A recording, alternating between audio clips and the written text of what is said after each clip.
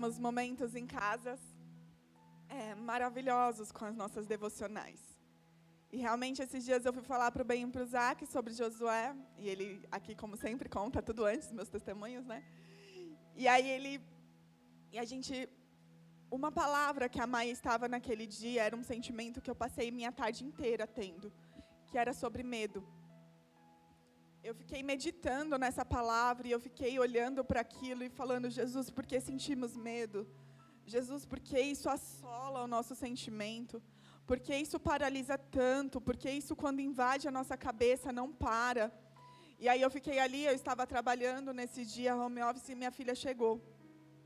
E quando ela chegou, a gente foi tomar banho, e num momento de antes dela ir dormir, ela falou: mamãe, eu estou com muito medo, eu não quero ir para o meu quarto sozinha. E ali eu chamei ela e falei: Maia, deixa eu te contar uma história. E aí eu falei: vou contar uma história.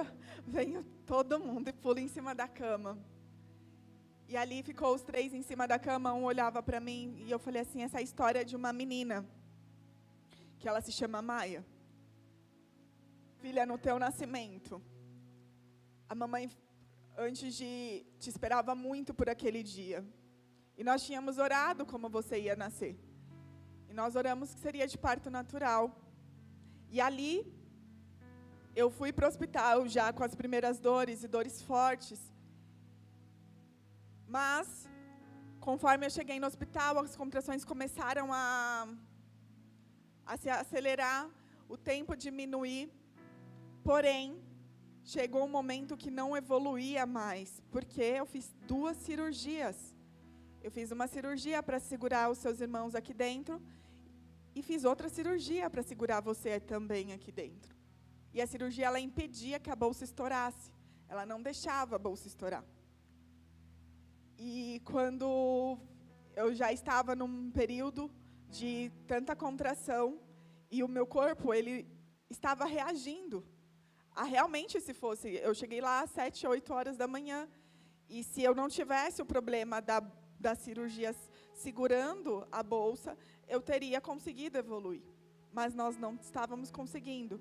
E quando foi mais ou menos umas 7 horas da noite, 8 horas, eu comecei a entrar em crise. Meu corpo começou a ter cãibra.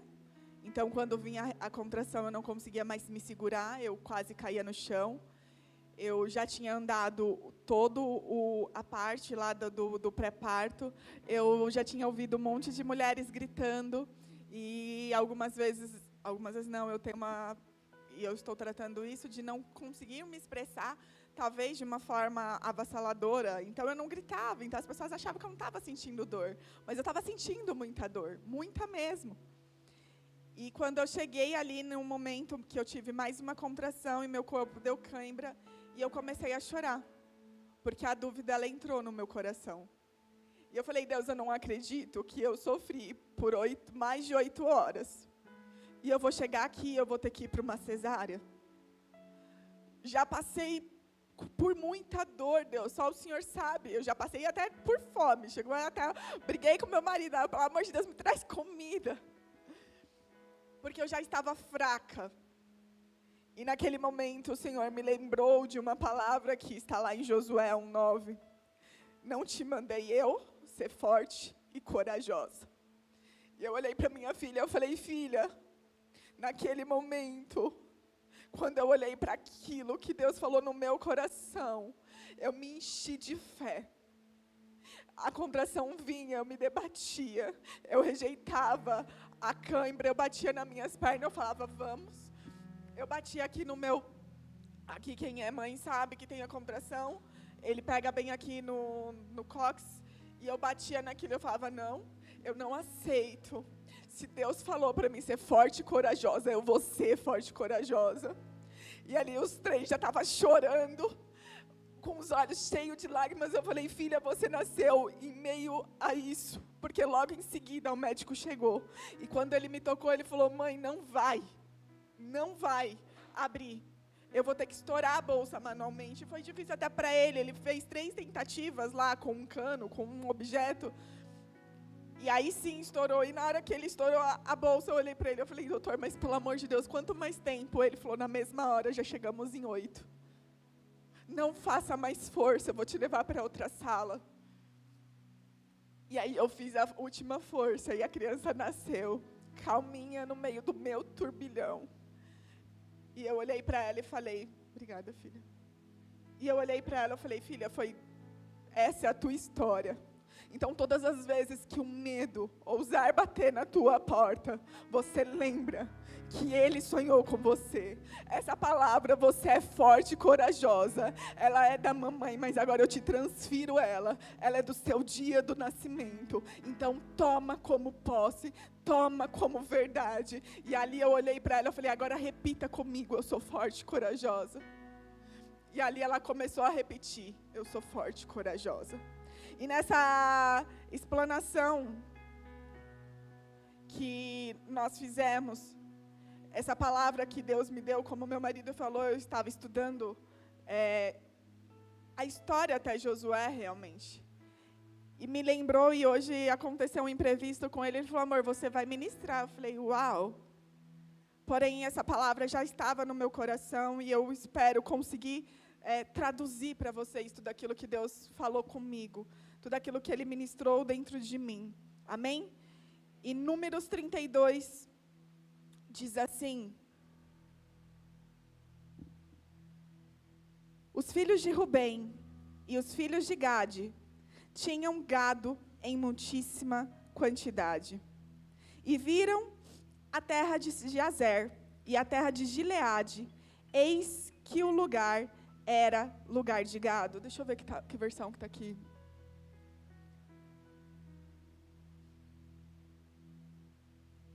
Vieram, pois, os filhos de Gade e os filhos de Rubem e falaram a Moisés, e ao sacerdote Eleazar, e aos príncipes da congregação, dizendo: Atarote, Dibom, Jazer, Ninra, Esbom, Eleale, Sebã, Nebo e Iboom. A terra que o Senhor feriu diante da congregação de Israel é terra de gado. Fala assim, é terra de gado. E os teus servos têm gado. Repete comigo. E os teus servos têm gado. Disseram mais: se acharmos mercê aos teus filhos, dê esta terra em possessão aos teus servos, e não nos faça passar para o Jordão. Fala assim, não nos faça passar o Jordão. Porém Moisés disse aos filhos de Gade e aos filhos de Rubem: irão vossos irmãos à guerra, e ficareis vós aqui? Por quê? Pois desanimais o coração dos filhos de Israel, para que não passem a terra que o Senhor lhes deu? Feche os teus olhos. Espírito Santo de Deus, és bem-vindo nesta casa. É o único adorado e exaltado neste lugar. Agora eu me anulo de tudo aquilo que eu sou, tudo aquilo que eu tenho, que eu seja somente um instrumento em tuas mãos.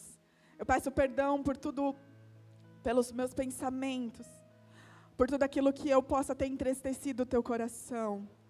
Nesta noite só me usa como canal.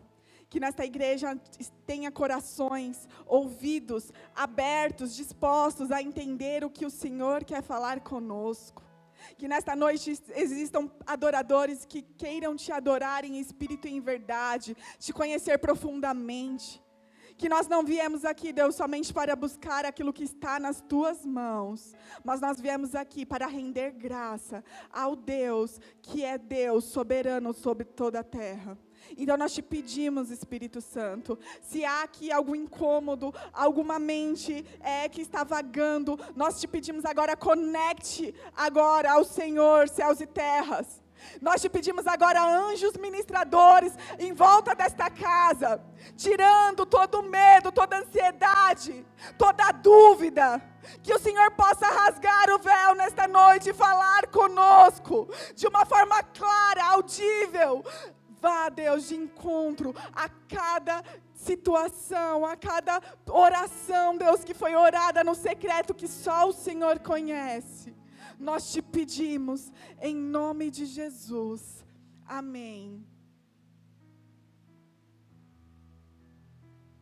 Essa passagem que a gente acaba de ler, ela está narrando a história do povo de Israel. O povo, como eu comecei a historinha lá com os meus filhos, que foram presos, lembra que aqui que eu já preguei sobre José? Quando José morre, vem um outro rei, esse rei não lembra mais da história de José, e ele vai, se levanta e começa então a perseguir o povo. Aí lembra que quando eu ministrei lá sobre a mãe de Moisés, e aí ela vai e manda matar todas as crianças egípcias, e esse povo é levado ao cativeiro. Então Deus levanta Moisés para que ele liberte o seu povo, e esse povo começa então uma peregrinação. Nós falamos, inclusive no nosso devocional, nós trouxemos que na Bíblia diz que Deus endurece o coração de Faraó. E aí, quando ele ia lá falar para o povo, olha, liberta o meu povo, vinha Faraó e falava, não. Então, vinha umas pragas, e a gente começou ali no quiz de casa a contar um pouquinho das pragas que vieram. Mas, avançando mais, o povo já saiu do Egito, o povo está saindo do Egito, o povo já passou o Mar Vermelho, o povo já está ali, já teve grandes testemunhos de Deus, já viram a sarça ardente, já viram um monte, manada até do céu descer, já viram os seus mantimentos, roupas não perder. E eles estão agora, não é mais o início, não é mais o meio, eles estão no fim dessa história. Eles estão na onde Josué e Caleb, quando olharam e avistaram, é a terra prometida. O que separam eles da terra prometida é um rio, é uma fronteira, é o Rio Jordão. E quando a gente está aqui no meio dessa história, a Bíblia diz que tem 2 tribos e meia de Manassés, que são Rubens e Gade, olha para Moisés e fala, Moisés, eu preciso falar com você. Eu preciso ter uma audiência. Eu imagino que, eu não sei aqui quem já viajou, mas todas as vezes que eu e o Beto viaja, o desespero para chegar no destino. Né? A nossa última viagem, quando a gente foi para Florianópolis, e a gente falou, não, a gente vai voltar uma vez só. De um dia só, e eu e ele dirige, e aí a gente ficava, vamos, eu tiro mais 10, para ir ficar ali nos quilômetros com minutos, para chegar logo no destino, e aquele desespero, e aquele desejo de chegar no destino, e ouvir o Waze dizendo, você chegou ao seu destino. Eu não sei aqui você, mas quando alguém fala para você, olha, vai ter algo muito especial para você neste lugar, você não quer parar em paradas, você quer chegar lá. Ah, mas tem alguma coisa muito divertida ali, não. Eu não sei, mas eu olho e fico imaginando aquela galera no meio do acampamento falando, tá chegando o dia. Vamos levantar. Vamos todo mundo se preparar. Aí chega uma tribo, 2 tribos e fala, Moisés, a gente quer ter aí um tempo com o Senhor, uma sala pastoral. Ele fala, poxa, o que vocês querem falar? A gente quer falar da terra. Eu vou estar todo mundo assim. Está todo mundo ansioso, está todo mundo na expectativa. Nós estamos chegando naquilo que nós chamamos de terra prometida, naquilo que nós chamamos da nossa promessa, naquilo que nós sabemos que foi o Senhor que prometeu. E ali Moisés olha para eles e fala, então tá, eu entendo a tua expectativa, vamos conversar. O que você deseja? Moisés, é o seguinte, sabemos que tem uma terra prometida, sabemos que ela é depois do Jordão, mas nós queremos ficar aqui. Eu sei que a terra prometida começa lá, mas eu quero ficar aqui. E essa mesma carinha que vocês estão agora, eu olhei para Deus e falei, por quê?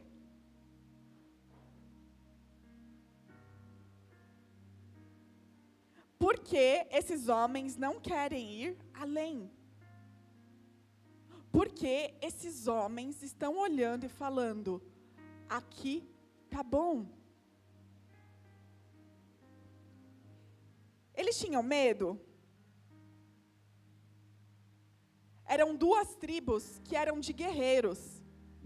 Eles não estavam com medo de enfrentar, porque de fato eles iam atravessar o Jordão, não ia chegar lá e dançar, opa, só cheguei no meu destino. Não, ia ter guerra, ia ter lutas, mas eles tinham a certeza. A terra prometida, aquele que prometeu é fiel para cumprir. Eles não tinham medo, eles não eram homens frouxos que estavam com medo. Pastor, então, por que eles não queriam ir para a terra que era prometida, para aquela que era o seu sonho? Tipo, eu quero ir para a Disney, sabe? Eu não sei aqui quem tem o sonho de ir para a Disney, mas alguém fala para você que você vai parar, porque até algum tempo atrás, você não conseguia ir para a Disney direto, você tinha que parar no Panamá. Você conhece Panamá? Sabe o que tem em Panamá? Aí você olha e fala, por que eu tenho que parar no Panamá? Não, mas porque você tem que fazer uma parada lá. Não tem como você chegar lá na Disney fazendo. Você tem que fazer uma parada. E aí você para naquela parada e você começa a olhar para aquilo e fala, poxa, não quero mais ir para a Disney. Quero meu destino aqui ficar no Panamá. É mais ou menos o que esses homens fizeram. E eu olhei para Jesus e eu falei, por que, Deus? E aí o meu pastor, que eu estudo muito, ele trouxe. Todas as vezes que você ficar parado em uma situação, num texto, Deus está querendo falar com você. E isso me lembrou uma outra passagem, que está em Números lá no começo, quando Moisés manda os espiões. Porque aqui, quando você começa a ler mais esse capítulo, eles falam lá no versículo 17, não, nós vamos nos armar. Nós vamos ir com vocês. E quando vocês tiverem ganho a terra de Canaã, nós voltamos.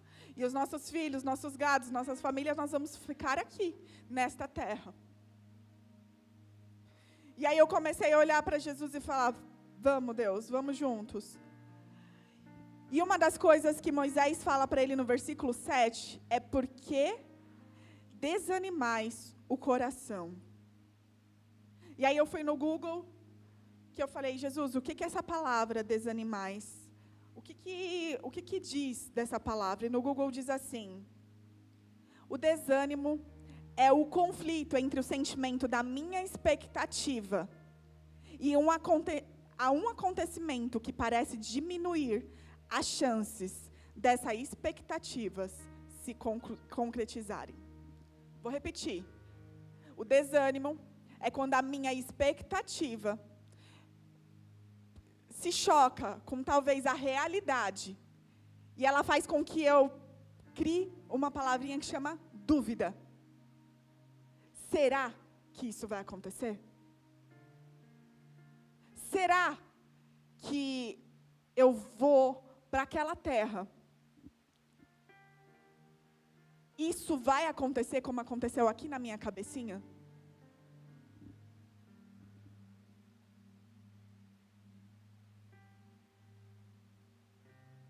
Igreja, é bem profundo mesmo. Quantas vezes nós temos promessa de Deus para a nossa vida, mas as nossas expectativas estão olhando para Jesus e questionando Ele. Será que vai acontecer? Será que eu vou viver?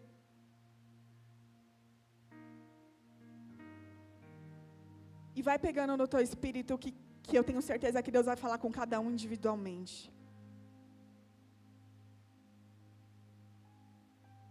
Deus me lembrou de uma palavra que quando eu olho para isso, eu falo, Deus, o que faz uma pessoa não querer viver a promessa de Deus na vida dela? O que faz o ser humano, que é ser humano, que tem um Deus infinitamente maior, imutável, insondável, e ele olha para Deus e fala, eu não vou viver os teus planos para a minha vida. E aí olhando, analisando esse texto, veio uma primeira palavra que é comodismo. Comportamento ou atitude que leva a atender, acima de tudo, o eu, a sua própria vontade, indiferente de tudo mais. É eu olhar para Deus e falar: Deus, o que me serve? O que é bom para mim? O que eu posso fazer que vai fazer com que os teus planos sejam bons, mas até aqui tá bom. Eu não quero passar o Jordão. Meus irmãos, muitas vezes nós temos muitas lógicas na nossa cabeça. E lógicas elas que são verdadeiras. Lógicas elas que têm a matemática de 1 mais 1 é igual a 2. Lógicas elas, se você olhar humanamente, vai olhar e vai falar: faz todo sentido. Aqueles homens, vocês repetiram comigo no versículo 4, diz assim: Moisés, essa terra que nós estamos aqui acampados esperando os últimos toques para ir para Canaã, é uma terra boa para... E nós temos muitos...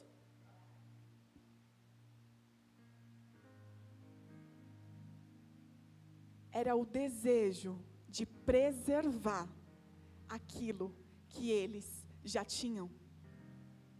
Era o desejo que eles tinham de preservar aquilo que eles olharam e falaram: quem deu o gado para nós? Quem é que deu?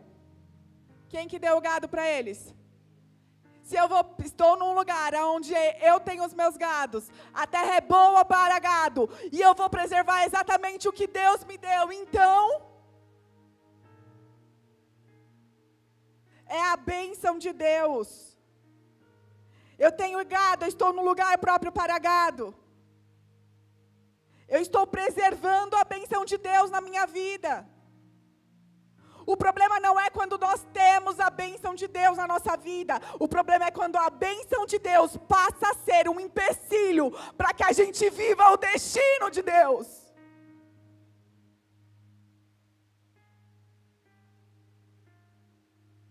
Ai, quem que deu a sua empresa? Foi Deus. Quem que deu o seu casamento? Ou aquele que você sempre orou, os teus filhos? Sem dúvidas, é a bênção de Deus. Mas quantas vezes, nós por termos medos, nós por termos desejos de preservar aquilo que Deus nos deu, olhamos e falamos: não, Deus, a tua bênção, ela é muito boa, você já me deu? Eu já fui curado, eu já fui liberto. Não sei se você lembra de uma historinha na Bíblia, que na Bíblia tinha 10 leprosos gritando desesperadamente: Jesus, você pode me salvar? E Jesus passa e fala assim: vai lá.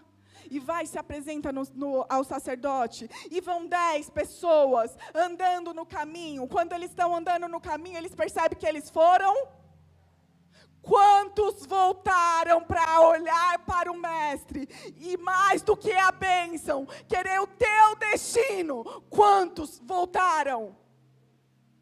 Eu não sei o que você faz aqui nesta igreja, e eu não estou falando nesta igreja como se, eu estou falando na igreja do corpo de Jesus. O que nós mais vemos hoje são pessoas que estão atrás do evangelho para conseguir a bênção de Deus. Não o destino que Ele quer te dar. A bênção dEle. Jesus, o que o Senhor tem a me oferecer?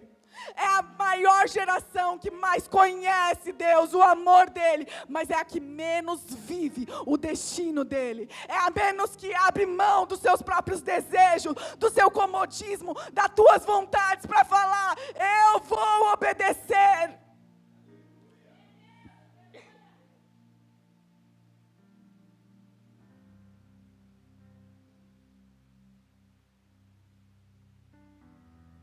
Não, eu quero uma casa na praia. E está tudo bem ter a casa na praia, o sítio, ou o dinheiro para viajar muito. Mas e quando essa bênção chegar? Como você chegou aqui, lembra? Como em Apocalipse diz, lembra de onde caístes, lembra como você chegou aqui, você lembra como você conheceu esse Deus, quem você era. Será que estávamos como aquele aleijado? E precisou de 4 pessoas para ter fé por ele, de segurá-lo e colocá-lo dentro de uma maca e falar, não, você não pode chegar lá, mas eu vou te ajudar. E levaram eles até a casa onde Jesus estava falando, e era muita multidão que eles não conseguiam passar. E ali eles abriram o telhado, e desceram aquele homem.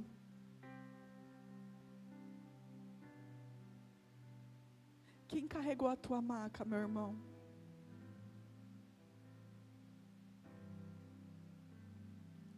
Você já carregou a maca de alguém também, para que essa pessoa pudesse conhecer esse Deus que sara, que cura e liberta? Aqueles leprosos foram andando para casa e foram curados. Porém, quando olhou e viu, eu estou curado, falou, não, a bênção é pouco demais.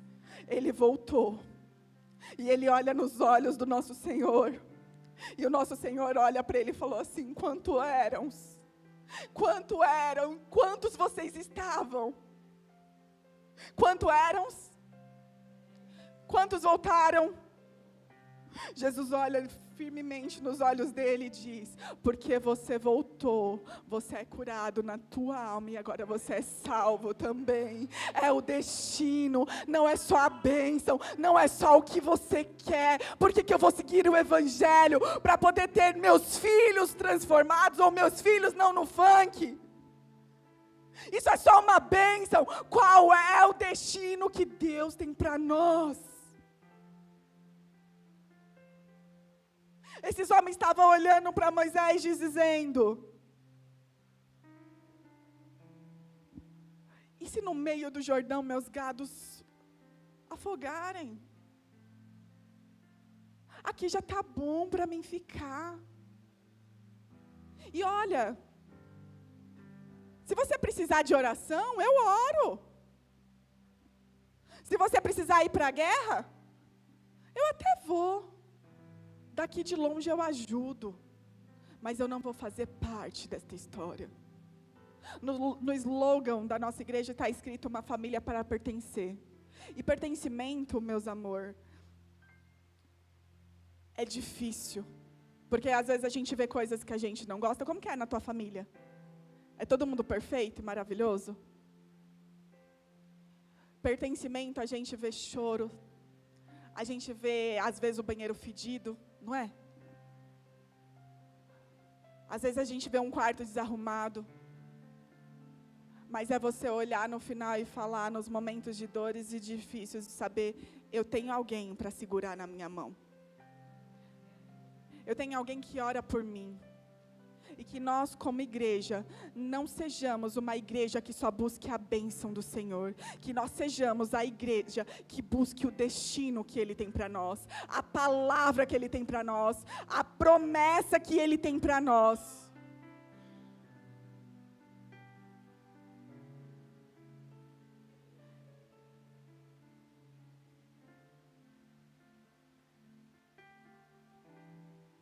Confiar não significa se mover pelo sentimento, mas convicção daquele que me chamou. Isso tem um nome na Bíblia que se chama fé.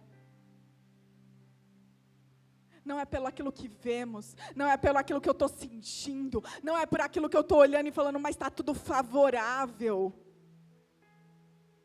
Humanamente, se você pensar e olhar e falar, está tudo muito, olha, não tem como dar errado. Eu não sei como será o meu futuro, mas eu sei que aquele que prometeu já conhece Ele. E eu sei que Ele já está lá. Se Ele me fez chegar até aqui, Ele vai me fazer romper. Se Ele me fez chegar até aqui, mesmo com medo, mesmo com cheio de dúvidas, mesmo, Ele vai me fazer romper. Eu não sei o nome de todos os milagres, mas Ele já sabe.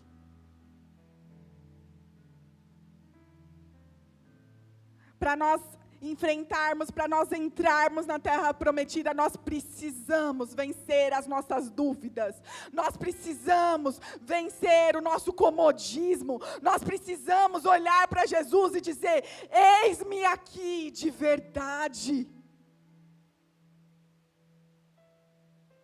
Nós precisamos olhar Jesus e falar: Jesus, eu estou disposta a ir mais fundo, a arrancar a máscara, a olhar onde eu estou olhando aquilo que é favorável, aquilo que é importante para mim.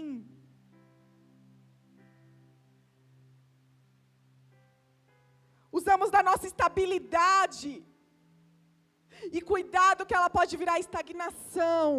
Você não sair do lugar porque você olha e fala: está quentinho. Isso é em todas as áreas da nossa vida. Porque eu vou dar mais para os meus filhos? Porque eu vou dar mais para minha esposa, para o meu casamento? Porque eu vou dar mais para o reino de Deus? Já está bom que eu construí até aqui. Igreja, nós temos promessa. Esse livro aqui, está cheio das promessas dele. Esse livro aqui fala, e se aqui está falando que nós vamos viver, nós somos o que a Bíblia diz que somos, nós temos o que a Bíblia diz que temos, e nós vamos aonde a Bíblia diz que nós vamos. Aqueles que creem, aqueles que esperam nele, porque é isso que a palavra dele diz.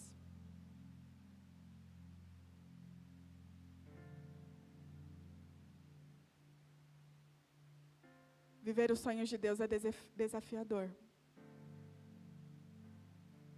Viver os sonhos de Deus é desafiador, igreja. Eu me converti quando eu tinha 13 anos, eu não tinha nada. E em vários momentos da nossa vida, da nossa caminhada, e quando a gente vai crescendo, parece que ele se torna mais desafiador. E eu gosto de um retrato que eu tenho, uma foto, que é um asla abraçado com uma menina. E eu olho Jesus todas as vezes que eu achar que eu estou crescendo demais, que eu possa me lembrar que o Senhor ainda é muito maior do que eu posso imaginar. Todas as vezes que eu achar que aquilo que eu entendo como a minha convicção, que todas as vezes aquilo que eu achar que é o que a força do meu próprio braço consegue, de todas as vezes que eu achar que é o meu intelectual, que é porque é as minhas obras, e porque eu sou boa, que o Senhor venha e me arranque do lugar de volta e me lembre que todas as coisas são e voltam para o Senhor. Do que adianta ganhar o mundo inteiro e perder a tua alma? Do que adianta ter milhões de gados e não viver a promessa que era a terra prometida? É no seu individual que Deus vai falar. Até nas boas intenções, a gente pode não estar vivendo a vontade de Deus. Samuel, lá em 1 Samuel 15, ele tem um momento ali de tempo com Deus, e ele olha para Deus e fala assim: Deus,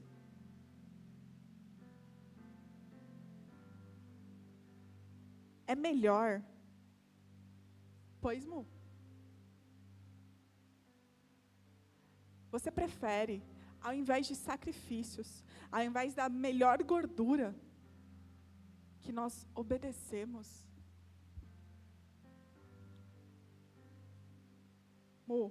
15, 22, 1 Samuel 15, 22.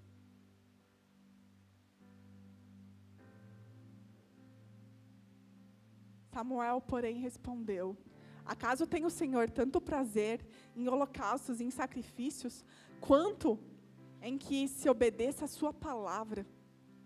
E aí o Senhor responde: a obediência é melhor do que sacrifício, e a submissão é melhor do que a gordura de carneiros.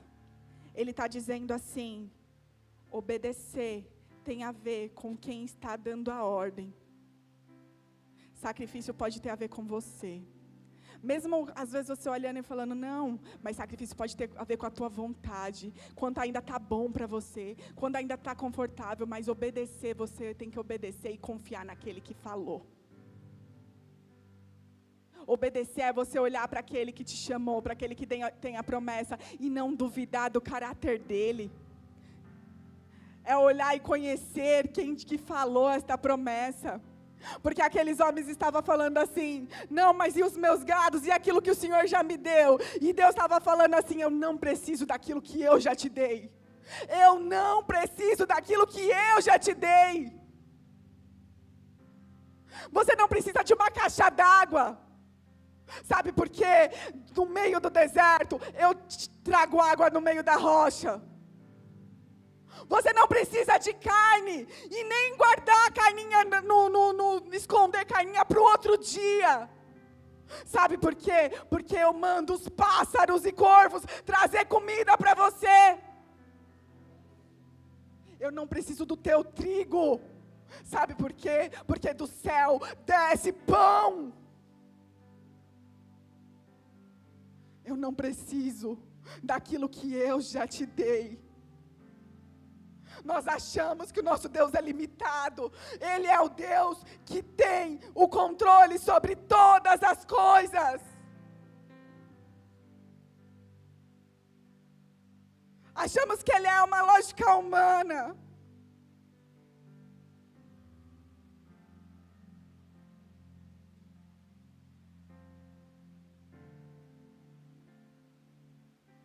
Se nós estivermos no centro da vontade dEle, não há nada que Ele não faça, porque Ele supre, Ele respalda, Ele abriga, Ele dá destino para aqueles que Ele chamou. Não tem um homem na Bíblia de Deus, que Ele chamou e Ele não honrou.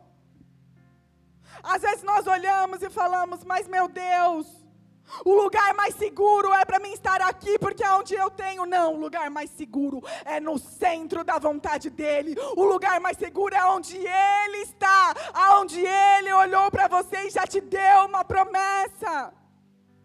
Esse é o lugar mais seguro. Não é a nossa conta bancária que nos protege, não é a quantidade de seguidores, ou de quanto influente eu sou nas redes sociais, conhecido agora, ou a nossa voz poderosa e linda, não, ou o que você pode fazer com as tuas mãos, não é isso que te protege. O que te protege é a promessa dEle sobre a tua vida, é o sangue que nós acabamos de falar. Se tiver sangue no umbral da tua porta, ali a praga não vai entrar. Não tem a ver se você é bom ou se você é mau. Tem a ver se o sangue está na porta. Se os egípcios olharam, entenderam aquela resposta e foram lá e sacrificaram e colocaram sangue na porta, eu tenho certeza que os demônios não entraram lá. Os anjos da morte, não era demônio não. Não tem a ver com quem está dentro, tem a ver com quem Ele é. Não tem a ver com o que você fez no seu passado, tem a ver com quem você vai ser no seu futuro. Ah, mas tem acusação? Tem. E o meu medo de me frustrar? Tem também. Mas se Ele deu uma palavra, Ele vai cumprir. Não importa o que falam, não importa o que fazem. Ai, mas eu não estou entendendo. A palavra dEle, a promessa dEle é boa, ela é perfeita e ela é agradável. Nem que para isso você tenha que entrar numa cova. Como é que pode então, Deus, eu estar dentro numa cova e ser isso bom e perfeito para o Senhor? É perfeita porque vai cumprir o teu destino. É perfeita porque você vai chegar lá. É perfeita porque os seus seus irmãos podem te odiar, mas eu vou estar com você. É perfeita porque você vai ser jogado numa cova, mas eu vou estar com você. É perfeita porque vai passar uma caravana de Gileade e vão te vender, mas eu vou estar com você. É perfeito porque você vai chegar na casa de Potifar, vai ser humilhado, vai ser enganado, falado mentiras ao teu respeito, mas eu vou estar com você. Não se trata de homens, não se trata que o teu destino está na mão de homens, está naquele que fez a promessa. Você vai para a prisão, mas eu vou estar com você. Se trata de quem te chamou, não de quem você é. Não dos teus dons e talentos. É da promessa, é daquilo que Ele colocou dentro de você. Pelo amor de Deus, que nesta noite a gente possa reconhecer que o lugar mais seguro para se estar é no centro da vontade dEle.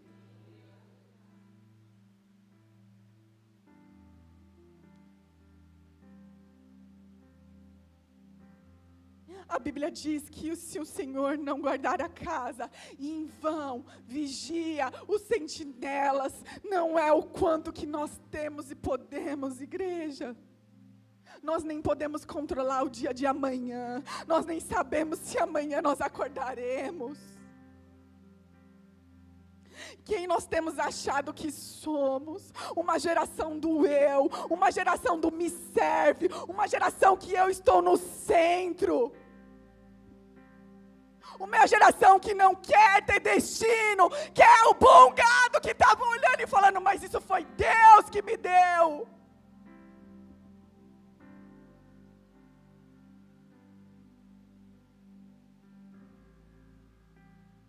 A terra que Ele te deu, a promessa que Ele te deu, mana, leite e mel.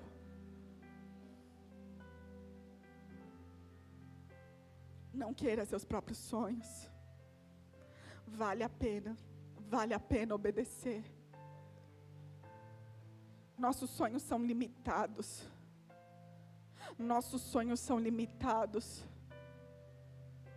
Trabalho numa instituição. E esses dias eu estava numa reunião de liderança com um dos maiores executivos do meu banco. E ali foi passado um vídeo do poder de nós sermos seres humanos, quando você decide, quando você está motivado, quando você tem um propósito. O quanto nós somos imparáveis. E ali passou-se um vídeo de um dos psicólogos dos Estados Unidos e palestrante Simon. E ele tem alguns livros que é, para quem quer, muito bom livros. Comece pelo Porquê e Jogo Infinito. E nós, inclusive, ganhamos esse livro. E aí ele fala assim, numa das palestras que ele fala assim, teve um estudo onde aquele nadador que queria ganhar o máximo de medalhas possíveis, qual o nome dele? O Phelps. Quando ele chega e fala, eu vou ser o nadador que mais ganha medalhas. E ele chega lá no objetivo, e quando ele chega no objetivo, o que acontece? Depressão. Aí ele fala de outra artista, que o sonho dela era atuar na Broadway. E aí ela fala, eu vou chegar nesse lugar. E quando ela atingiu o máximo daquilo que era o sonho dela, aquilo que ela queria, o que acontece quando ela chega lá? Depressão. E aí ele fez uma analogia que as maiorias dos artistas, atletas, quando chegam no topo, eles chegaram no topo, eles olham para ali, para aquele topo, e olham e falam assim, agora e agora? Aonde eu chego? Na Broadway de novo? Mas eu já cheguei. Eu já fui o maior dos medalhistas. E aí eles se deparam o quanto limitado nós somos. Mas o meu Deus e o teu Deus que te chamou por uma promessa, Ele é ilimitado. Os sonhos deles são infinitamente maiores. E eu não estou falando de você não querer ser o melhor naquilo que você faz, você vai fazer, mas quando você chegar lá, você vai devolver a glória de quem é direito. Você vai saber o porquê que você está onde está. Você vai olhar como José e olhar e falar, era para um tempo como este, meus irmãos, fica tranquilo, a cova era necessária. Hoje eu entendo que se tratava daquilo que ele estava tratando dentro de mim. Os teus processos são necessários. Não anule ele. O futuro é como uma festa surpresa que está esperando você chegar. E só dá para ser surpresa se você não souber de nada. Se você não saber como estará as coisas lá. Senão não é surpresa. Mas não é porque não é certo, não é porque você não sabe que ele é incerto. Porque você sabe quem te prometeu. Deus está te chamando nessa noite para sair da zona de conforto. Para ir na direção da palavra que ele já deu sobre a tua vida. Ele está te chamando nesta noite para você sair da zona de conforto e para ir em direção sobre a promessa, a palavra que você já sabe que você tem.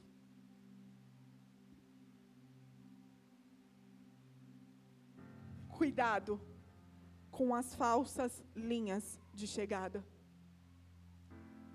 Cuidado com aquilo que a gente acabou de falar desses atletas que chegaram no final e agora vão olhar para onde?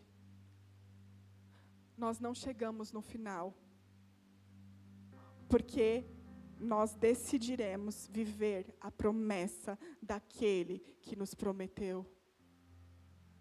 Nós vamos chegar lá e não vamos ser como essas 2,5 tribos junto com a Manassés, que chegaram perto da promessa, mas decidiram não vivê-la. Crer na promessa é o primeiro passo. Crer na promessa é o primeiro passo. Conhecer o Deus da promessa é fundamental. Conhecer aquele que fez a promessa. Saber que nosso Deus é inabalável.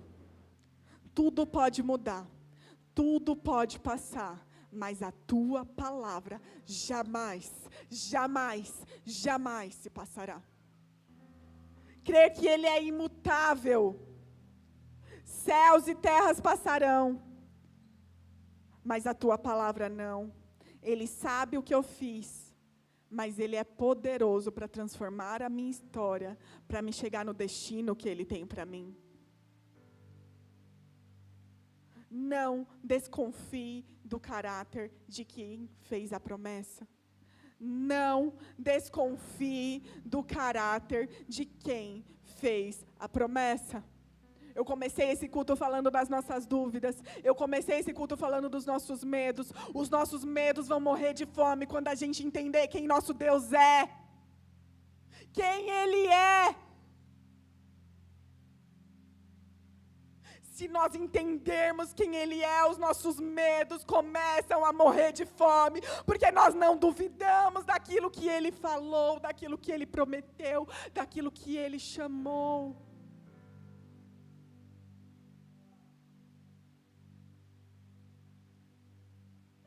Ele é perfeito, não há falta nele. Ele não muda de ideia como eu e você mudamos. Ele não é inconstante como nós somos. Ele é justo. Ele é o eu sou. Era assim que ele se apresentava. Ele só se basta. Ele é o que é. Ele era antes, ele é agora e ele será eternamente. É por isso que nós, crentes, não deveríamos ter medo da morte. É por isso que esses dias, numa visita na casa do Pedro, ele falando do sogro dele, que ele olhava para aquilo, porque realmente ele falava como nós aprendemos com os mártires aqui. O morrer é eu estar perto daquele que me chamou, é conhecê-lo, é entrar no santo dos santos. Se nós crêntemos, se nós fôssemos de verdade aqueles que entendem quem é o nosso Deus, nem a morte nós teríamos medo. Porque até sobre a morte ele venceu. O diabo achou que tinha vencido, mas Deus vem ao terceiro dia e ressuscita. E nem a chave, e nem a porta da própria casa do inferno o diabo tem. Você tem noção disso? Nem a chave da própria casa o diabo tem. Está na mão do nosso Deus. Está naquele que está sentado sobre o trono. Está naquele que os anjos cantam 24 horas. Santo, santo, santo é o Cordeiro, digno de louvor. Está naquele que os 24 anciões prostrados se adoram 24 horas sem cessar. Está naquele que venceu a enfermidade, todas as dores, como diz a palavra de Deus, porque todas as dores e enfermidades estavam sobre ele.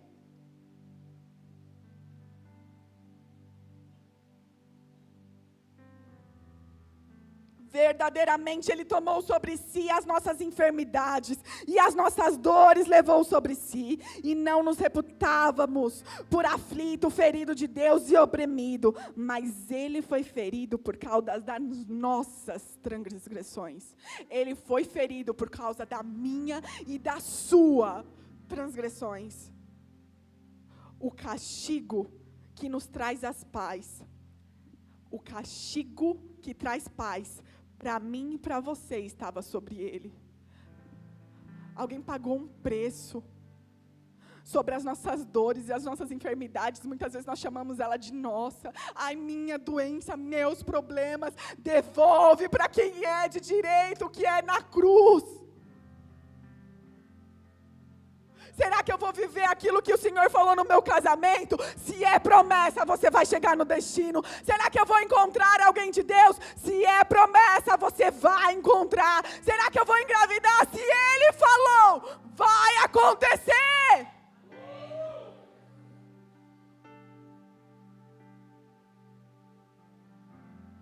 Pelas suas pisaduras nós fomos sarados. Se a gente entendesse o sacrifício real dele lá naquela cruz. Se a gente pudesse complementar, olhar para ele, contemplar os olhos dele, cheios de sangue, de amor. E não era ele que devia estar lá, era eu e você. Para nós vivermos a nossa vida para nós mesmos, para nós vivermos esse evangelho de qualquer jeito. Como nós não podemos falar do amor dele? Queremos só nossos gados, queremos só olhar e falar, já basta entre nós. Vamos fazer um cercadinho aqui, ó, e essa terra é nossa, e assim a gente não precisa ir além.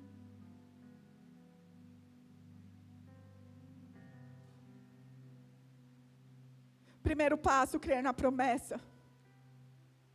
Mas antes de crer na promessa, conhecer o Deus que fez. Segundo passo, caminhar em direção a ela. Toda vez que o medo bater na tua porta, lembra dos seus atributos. Lembra de quem te chamou. Lembra dos atributos de Deus. Ele é bom o tempo todo. Não importa a tempestade que você esteja, não importa. O seu Deus não perdeu o controle. Ele é bom o tempo todo.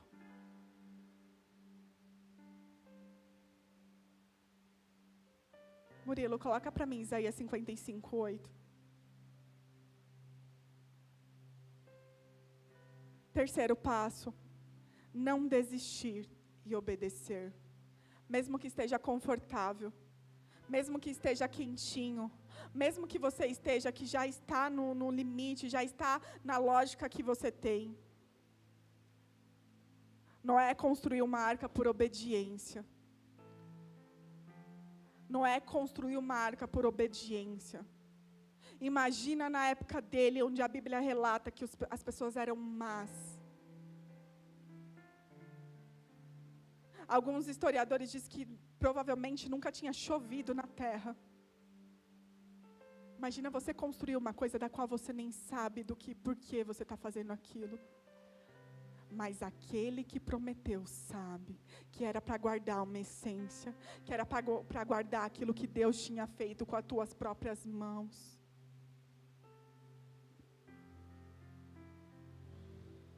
Noé só obedeceu. Provavelmente em muitos momentos ele se cansou, muitos momentos ele foi criticado, muitos momentos zombaram da fé dele e dele. Muitos momentos ele podia olhar e falar, mas eu não estou vendo nenhum resultado.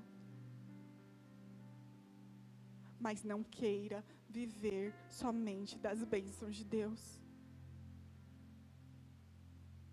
Queira ser um instrumento para que o propósito dele se cumpra aqui na terra. Seja instrumento na vida de outras pessoas. Leve a marca de outras pessoas para conhecer Jesus. Compaixão e amor sobre esta casa, sobre este sacrifício. É valioso demais para a gente trancar nessas 4 paredes.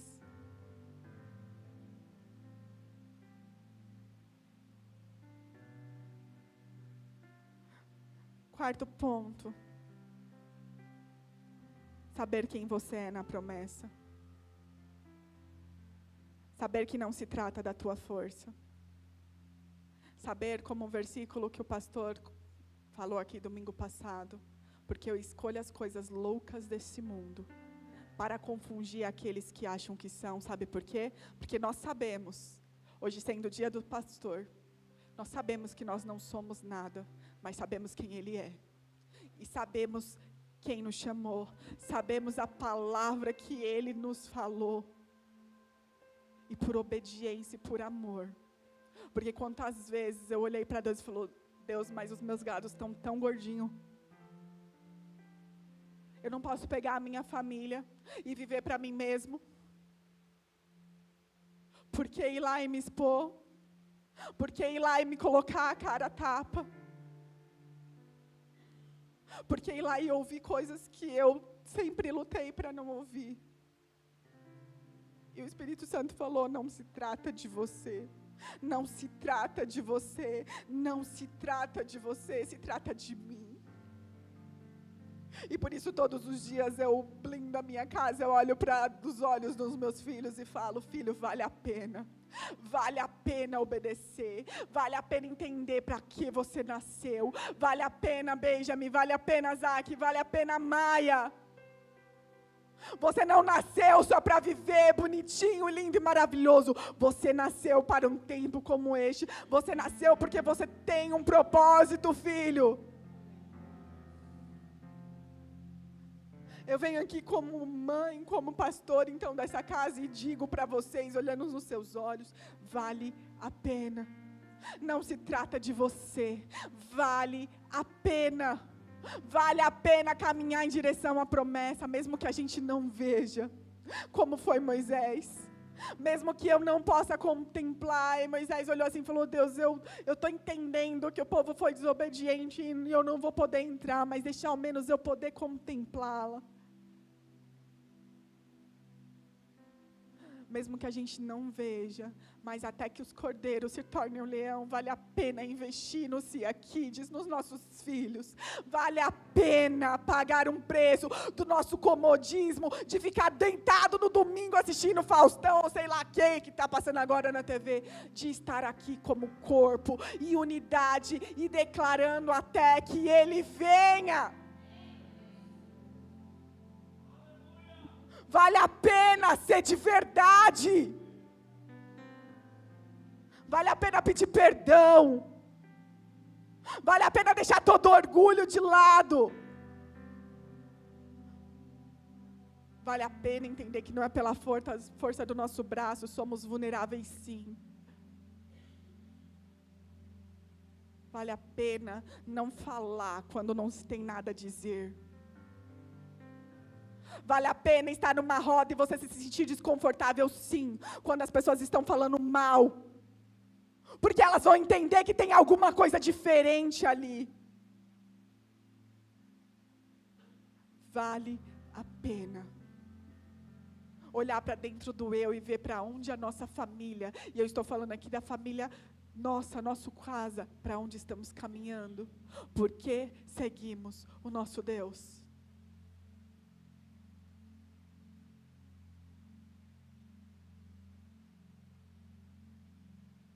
Não desista. Obedeça. Não desista. Obedeça. Aí eu não estou falando para obedecer a nossa voz, não. Fica tranquilo. Obedeça aquilo que o Senhor falou ao seu coração. Só julgue. Só julgue. Porque na palavra de Deus diz que o coração do homem é enganoso. Se a gente olhar naturalmente, humanamente para esta palavra, nós vamos olhar e falar, faz todo sentido. Mas lá em 1 Crônicas, quando eles estão falando das descendências da tribo, vai falar da tribo de Gade, vai falar da tribo de Rubem, vai falar da metade da tribo de Manassés, que eram guerreiros, que guerrearam outras batalhas, mas viraram escravos, exilados, e no final do último versículo diz, e escravos para sempre, até os dias de hoje. Vai ter luta sim, vai ser difícil sim, vai ficar algumas túnicas pelo caminho sim, mas vai ficar também o nosso orgulho, vai ficar o nosso eu, vai ficar a nossa arrogância.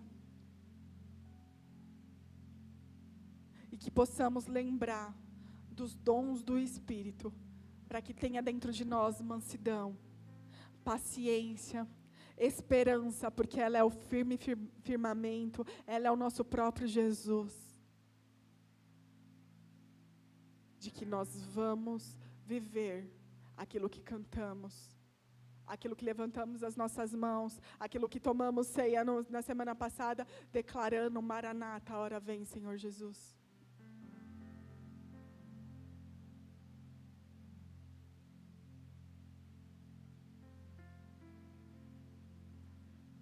Saiba quem você é nessa promessa.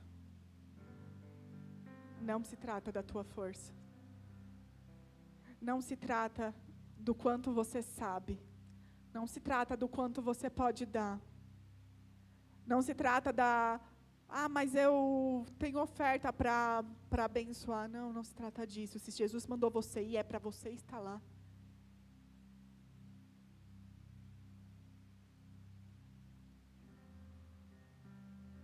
Se trata de você saber quem você é, e mais você descobre quem Ele é, quando você descobre quem você é, quando você descobre quem Ele é.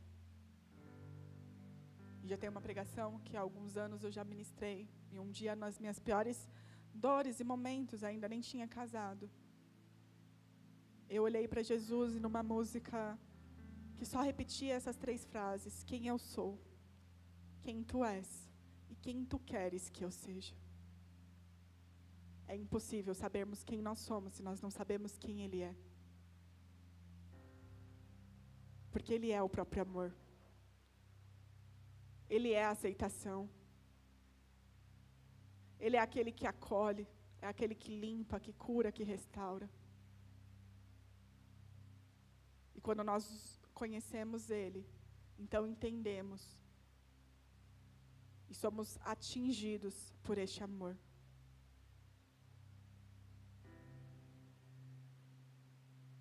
Nós vamos ler juntos Isaías 55:8.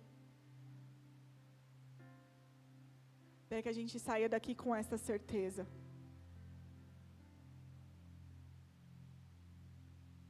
Podemos? Juntos?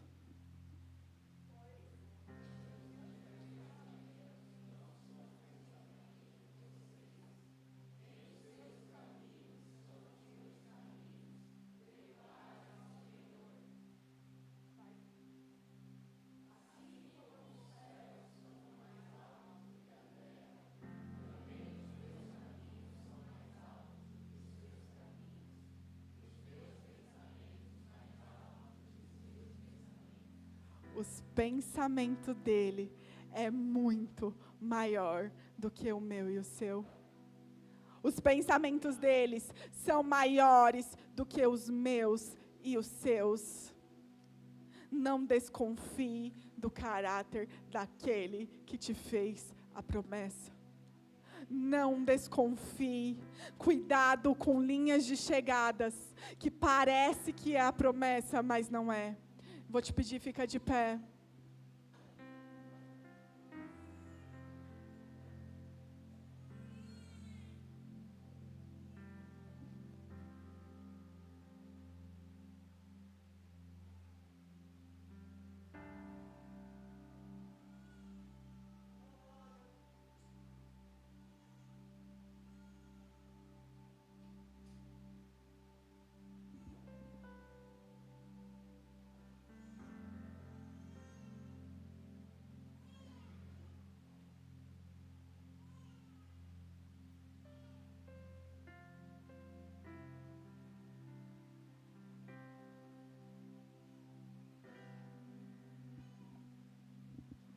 Como eu disse, é uma noite de individual.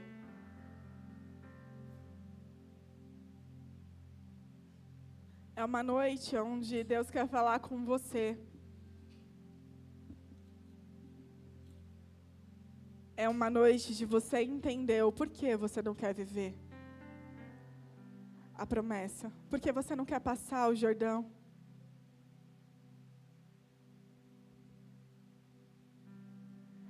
Aquele que prometeu, ele é fiel para cumprir. Deus é Deus. Deixa Ele ser Deus na tua história. Confia. Salmos 37 diz: entrego o meu caminho ao Senhor. Confio nele. E Ele o fará. Entrego o meu caminho ao Senhor. Confio